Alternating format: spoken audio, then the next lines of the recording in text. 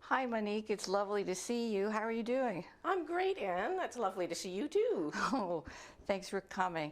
So, how long have you been volunteering with ILTA? Wow, I've been probably with ILTA in volunteer space for 10-ish years now. Wow. Yeah, it's getting up there for sure. How about you? I think you've been there longer. Yeah, I think I have. Gosh, I think it was the dinosaurs formed. I'm not sure. I don't know. It's been Feels longer. like it. It's been longer than that. I really don't remember, but it's been longer than that. For sure. So, what roles have you been in ILTA for that long? Well, currently I'm on the litigation support content development team. Have to think what else. Member liaison. Currently doing that with you, of course. Yes. Which is a lot of fun. It is a lot of fun. We do have a lot of fun. Yeah. Are you doing anything else for ILTA right now, or just these two things? Actually, this was the first conference that I volunteered at, and I have to say, it was amazing. It was so great to be able to just get behind the scenes and see what happens at ILTACON, because there's so many people that make this thing possible that I had no idea about. And everybody is so generous with their time and is so easy to get along with. Like, if you needed anything, somebody knew exactly who to talk to. It was fantastic. I loved it. And I loved meeting so many new people. There were so many people I didn't know in ILTA and outside of ILTA. And I know you also got the inside scoop too, working at the bench. We won't get into that. A couple of inside scoops, I won't tell you. Okay. And so have you done anything else for ILTA over the years? Yeah, so on the content coordinating committee with you as well, and we've done various things like blog posts, and I did a podcast actually, which was my first podcast. Oh yeah, that was good. And it was good. super fun, and I'm hoping that we can get the same person to come back again and help me out with another segment of it. It was all about AI, which, as you know, is pretty keen and really interesting at this moment. So I'm hoping that we can continue with that, and hopefully he'll agree. We'll see. Yeah, and that's what I like about being on the content team too, is that you meet all these people from all over the world. And, you know, I love the collaboration where we're meeting and we're talking about things and we're coming up with ideas and we're thinking about, we're actually questioning what is the most relevant and prevalent and what will be top of mind for members. And I thoroughly enjoy that. And then I get to go and research it. Yes. Right? Yeah. And be involved in it. So for me, it's a learning experience as well. So then I can keep on top of the latest and greatest. Yes, exactly. And because of that, it's not a lot of effort. Yes, exactly. And you want to know anyway. So you're interested in it. So why not just help other people to understand it and to put it out there and stuff? That's what I love about it too. And I think, like you were saying, the different people that you're involved with and stuff. Like we have people we're in Canada, and we had somebody from the UK, and we have somebody from the US. So it was great. Like we had such a different perspective because of that, which I love. Yeah, I love that too. I love getting the different perspectives. Yeah. Have you ever reached out to anyone that you've ever met? I have, yeah. So just in passing, sometimes when you're talking to somebody about something or you're researching something and you see it a lot of times on the ILTA content boards where somebody's asking a question and you're like, oh, I'd really like to know about that too. Hey, do you have a minute? Can you call me? Yeah. You know, or can we have a chat? You know, I didn't know that this was possible. How did you find that out? You know, and stuff like that. And I find that everybody is so willing to help out. Like you put a chat or question into that chat, and people are like immediately like, yeah, I know somebody. Even if you don't know, you might not know the answer, but you know somebody who knows the answer and help them. That's great. I totally agree, and I've heard the comment from people who are not in legal, who come into legal, say, I wish we had something like that in like X organization. Yeah. And I know, and the thing that I like too is that there's so many different types of volunteer opportunities. Oh, huge. You know, like you can write a blog. You can put your name on the list for content opportunities if you would like to write or speak or otherwise. There's micro opportunities and there's more involved ones. So there's so much diversity in that. Yeah, and I think that's probably a misconception because before it used to be you have to be a member liaison in order to be able to do anything. And that's not necessarily the case anymore. And it's so much easier to just say, hey, I want to write a blog post because I just learned this. I think it'd be really relevant to the members. Can I write it? And sure. Or I want to do a podcast about this. Can we do something like that? Or I read in, the peer-to-peer, I want to do a white paper. Almost anything that you can volunteer for. And it's fabulous because it's a way for everybody to sort of get their feet wet, I guess, a little bit, right? Not commit completely, but to be able to share their knowledge and stuff. And sometimes it's, you know, really useful for someone to come in and just do that one and off. I agree. I wrote an article, when you mentioned peer-to-peer, I wrote a couple articles in there about migration. Yeah. And after going through the painful process, otherwise known as migration, Yes. I thought it would be helpful to put some of this down so that, you know, I had gone through that and I had to do so much research associated with it to find out all, like, where do I get this information? What are all the things that I needed to think about? I thought somebody else will probably find this, very you know, beneficial. helpful and beneficial, and I wish I had something like that. Exactly, yeah. Yeah. Yeah, and I think that's the nice thing that you're saying.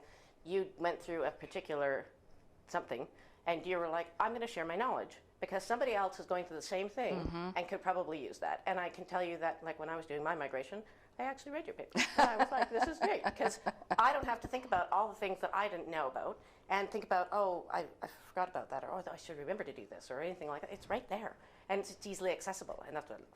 Yeah, I love that too. Yeah, Yeah. thank you. Thank you. Migrations are not fun anyway. So. No, they're not. And anything you can do to help it along, yeah, just make it a lot more bearable. I agree. Yeah. So what about the future? What do you think is going to be the next big thing in our space? Oh, geez. I know it's a broad question. Oh, but yeah, just, it's broad. Just generally, in our litigation support group, you know, we're used to dealing with technology for sure, right? We don't have, you know, as many constraints around. We don't know what that is, and we don't do this. We've done CAL and TAR and all these kinds of things for years. So what do you think is going to be the next thing that we're going to be putting on our horizons? I think it's definitely generative AI.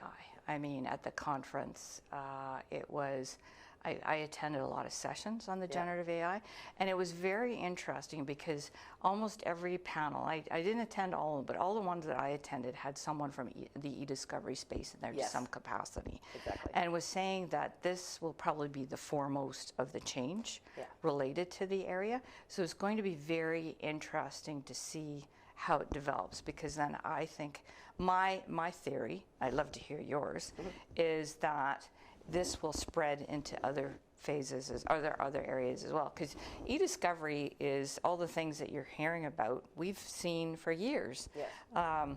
You know, these models and queries and quality control and checks and bias and all that stuff. That's not new. No. So now it's becoming more mainstream. Yeah, absolutely. So what do you think?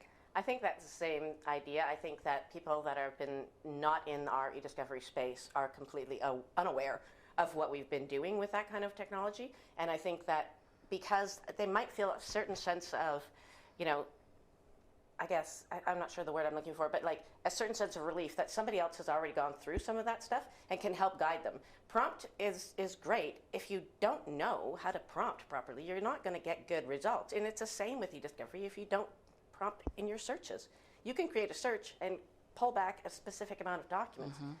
But if the search is bad, you're still not going to get the documents that you need. And it's the same with prompt. You're not going to get the same information. So I think that that is a real opportunity for us to be able to go out and help people to figure out how to do that, to figure out how they can craft something like that and put it into their practice. You know, it's not just a matter of sitting down at the desk and saying, write me a contract for so. Well, there's not enough detail. There's not enough information to get you something that's actually useful. And I think at the end of the day, somebody who's actually looking at that is going to be the person who, you know, is going to get ahead further than the person that's not using it at all. And I've always done it, you know, sort of that way and stuff. So Yeah, that's very I'm true. excited to see where it goes, and I'm excited for maybe more collaboration between people like that. You know, instead of just being lit support, it's practice. It's the entire gamut. You know, you have contracts to review, we put them into our review contract space. We pull out clauses. That's a thing now. Before it wasn't, right? Very true. Very true. The future is very exciting. It is. And it'll be interesting. I'm looking forward to all the sessions that ILTA will have on these topics. I know. Yes. So anybody who wants to volunteer with ILTA, what should they do? Well, I think that they should have a look at the website. Yeah. There's lots of information. They should reach out to existing ILTA volunteers. And you do need to be a member of ILTA to be a volunteer, and just get involved. Maybe start small. You know, test the waters a little bit. Yeah. I know that's what I did years ago. I became a member liaison. Yeah. I went to my first conference, I think it was 2016. I thought, oh, this is so cool. Yeah. Like all these like-minded individuals, and everybody knew the language I was speaking. Like, wow, and these topics that, you know, maybe where you're coming from they don't know, but everybody here knows about them in great detail. And then I wanted to become more involved, and so I became a member liaison, and then just been doing a little bit more ever since then. Maybe the content development team. I was on the relationship coordinating team from years ago to help onboard the MLs. So like I've written blogs, I've written for peer-to-peer, I've done podcasts and webinars, and I think it's really helped me because it's given me insight on how to plan for educational sessions. For me, education has always been, I know it is for you too, education has been a really important thing. I think education opens doors and creates opportunities for people. Absolutely. Even if it's something small, it can lead to more and more and more. Like you don't always have the time sometimes, but if you can listen to a podcast or otherwise and build your knowledge base, it makes a huge difference. So, you know, I tested my waters with that, and I have learned so much about putting on educational events and coordinating things and scripted and unscripted and the pros and cons. And that's from just all the years of volunteering. What have you gotten out of it? Yeah, I think in a similar way that sort of resonates with me too, just because in our roles, we don't necessarily have that opportunity, right? You're in a law firm or in a vendor or corporate counsel or something like that.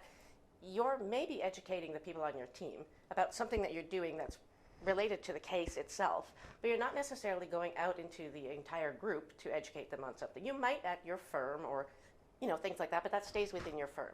This is much more broad. You know, you're going out into the actual community and taking people who don't have any background or people who have really diverse backgrounds and bringing them together and saying, I know that you need to know this. You're a tech guy. In legal, it's about this. You need to know these things. And you're legal, and you need some tech information and stuff. And putting that together, I think that's really rewarding, and I love the fact that we can do that. And, you know, sometimes, you know, you'll find a new business partner that you didn't know existed in the space. And that's great because they're also really willing to help. You know, they'll put on a session and say, I've got something for you. We just did this. Would you like to have a session? Super easy. People will come because they want to know. They always want to know what's going on, what's new, what's coming up. Exactly. And I think that's the great service that ILTA provides that you can't get from anybody else. No. I think that's all we have time for today. I would love, of course, to sit here and talk all day because, as you know, we can. However, it was lovely talking to you. Thank you so much. Thank you. It was lovely talking to you too, Monique.